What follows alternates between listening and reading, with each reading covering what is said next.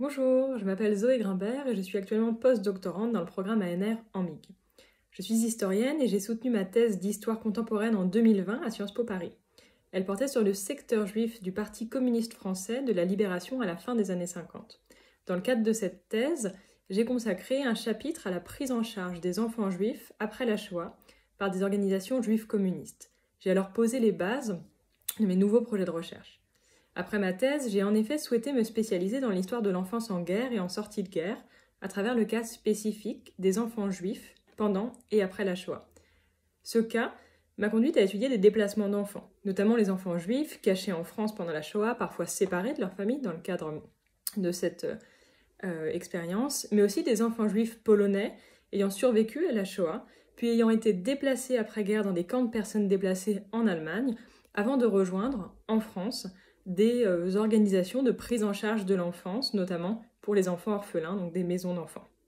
C'est ce projet de recherche qui m'a conduite à être recrutée comme post-doctorante dans le programme ANR en MIG, dans une perspective comparative. Un des liens entre mes recherches et le programme en MIG est la volonté de mesurer l'impact à long terme des déplacements contraints d'enfants et de leur prise en charge éventuelle sur leur construction individuelle et leur trajectoire individuelle et collective sur le temps long. Dans le cadre du colloque, ma communication portera sur une expérience de recherche menée notamment par Yves Denecher et moi-même dans le programme ANR en MIG.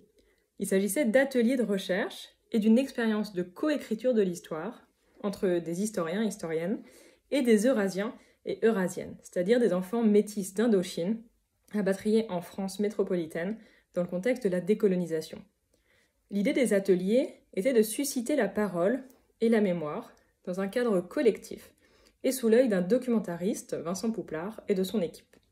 Ce dispositif de recherche s'insérait dans une enquête commencée par Yves Denecher auprès de ses Eurasiens et Eurasiennes, qu'il avait notamment rencontrés de manière individuelle à plusieurs reprises, à qui il avait fait remplir des questionnaires, et qu'il avait aussi rencontrés collectivement, dans le cadre notamment des rencontres de leurs associations. À la suite des ateliers, le projet était que les Eurasiens, Eurasiennes et moi-même coécrivions des billets de blog pour le carnet hypothèse du programme en MIG.